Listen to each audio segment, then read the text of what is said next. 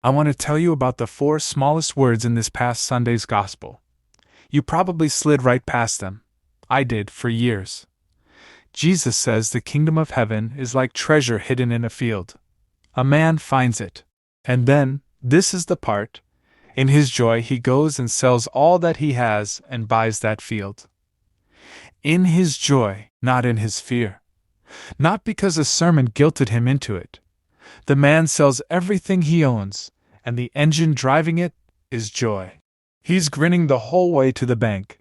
And I think that tiny detail is one of the most quietly countercultural things in the entire Bible, especially for the exact week you and I are living in. Because almost nothing in our world runs on joy anymore. It runs on the other thing.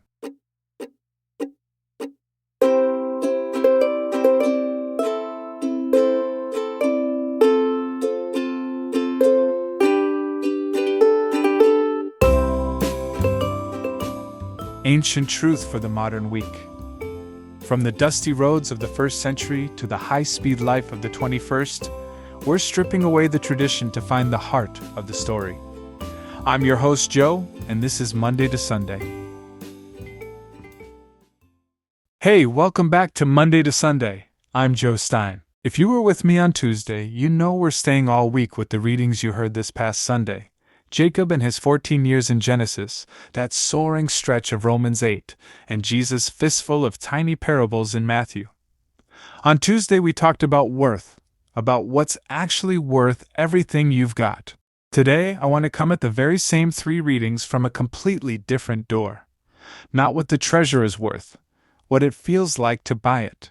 Because there's a Greek word tucked into that gospel that I think our whole phone-shaped, instant, exhausted modern life is quietly starving us of. And it's the word joy. Let me tell you about something small that happened to me this week. I was in between meetings.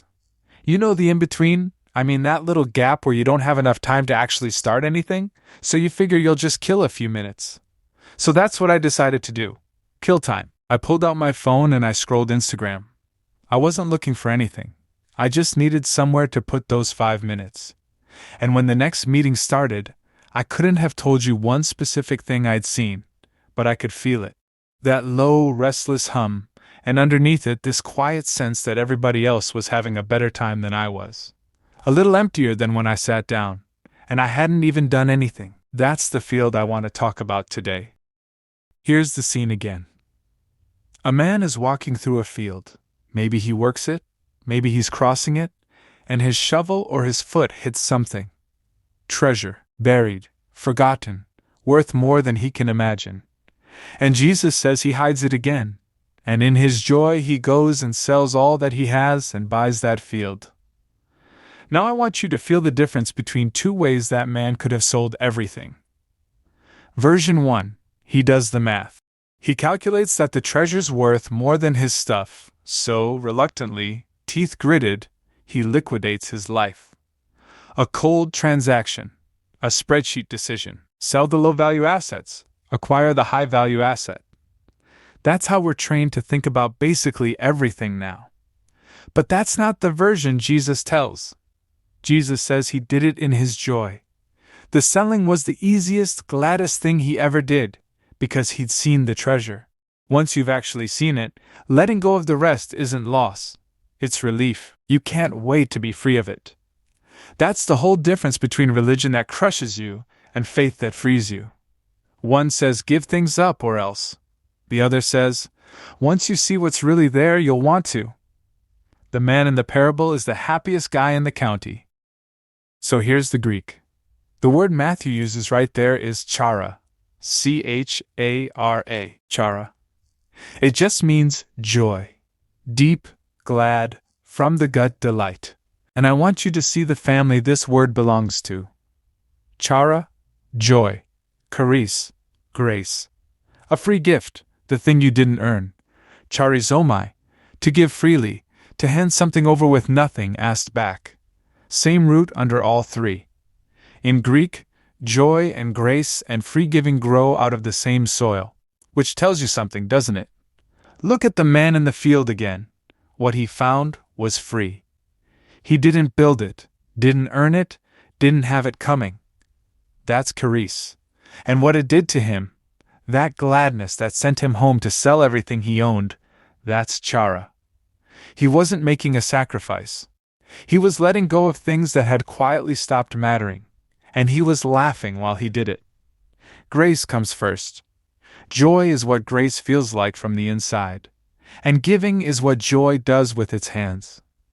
You've probably been handed one of these words your whole life without knowing joy was sitting inside it. Eucharist. Good grace. The meal is named after the gift. Now hold that word up against the thing that actually runs your day, because I'd bet almost nothing in your last 24 hours ran on Chara.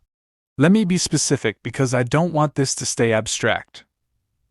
Think about what that scroll actually does to you, the one I just described, the one you did too. You reach for the phone in a spare 30 seconds, and where does it take you? It takes you to the feed, and the feed does not run on joy. It runs on the opposite fuel, on wanting, on comparison, on a low, humming anxiety that everyone else found the treasure, and you're still walking the empty field. You see the vacation you're not on, the body you don't have, the life that looks better than yours. And you don't put the phone down full of Chara. You put it down vaguely emptier than when you picked it up, wanting things you didn't want 10 minutes ago. That's the design, and it's deliberate. The whole machine is built to keep you in a state of not enough. Because a person who feels not enough clicks and scrolls and buys gets a sense of dissatisfaction. Your dissatisfaction is the product. Joy is actually bad for business. A person full of joy stops scrolling, so the entire economy of your attention is engineered to keep Chara just out of reach, to keep you doing exactly what the man in the parable didn't do, clutching your little pile of stuff, comparing it to everyone else's pile, never free. And then there's the speed of it. This is the piece I really want you to catch. Look at what Jesus put right before the treasure. A mustard seed, the smallest seed there is, that takes a whole season, quietly, underground, to become a tree. Yeast that a woman hides in the dough, and then you wait, and nothing looks like it's happening, until the whole thing has risen. The kingdom, Jesus keeps saying, is small, and hidden, and slow. Now that is a direct assault on how we've been trained to live. We have engineered the waiting out of everything. Order Monday, on the porch Tuesday. On Tuesday I said we can't even let a 30-second video finish before the thumb gets bored and flicks it away. That's the same reflex, and we bring it everywhere. We expect our results the way we expect our downloads, instant, visible, and measurable. And then we bring that exact expectation to God, and to our own souls, and we're baffled and discouraged when the seed just sits there in the dark. But the kingdom doesn't do same-day shipping. It does mustard seeds. It does yeast. It does Jacob's 14 years. And the joy of that man in the field is a slower thing than that. It's the joy of someone who's willing to buy the field now and let the treasure be his for the rest of his life. Slow joy, the kind our whole world has forgotten how to feel. And this is exactly where Romans 8, the reading in the middle, becomes so practical it almost hurts.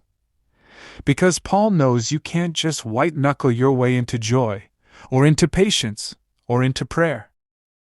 He opens this passage admitting the tank is empty. We do not know how to pray as we ought. That's you at the end of a scrolled-out, comparison-sick day, sitting down to pray with nothing left.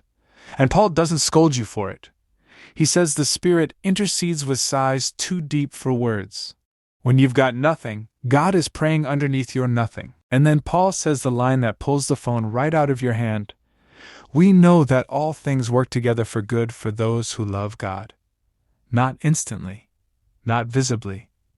Together over time, the way yeast works dough, or a weaver builds a pattern you can't see the shape of yet. And he ends where we always end up. Nothing will be able to separate us from the love of God in Christ Jesus our Lord. Do you hear it? That's the treasure in the field. That's the thing already buried under your ordinary, uninstant, unglamorous life. The love of God, the thing you can't lose and can't buy and didn't earn. It's just there, free. Which means the joy of that man in the parable is available to you right now, in a week where nothing has gone viral, and nothing has shipped, and the seed still looks like dirt. So here's what I'd actually have you do this week. Something small. Small and hidden, like the kingdom.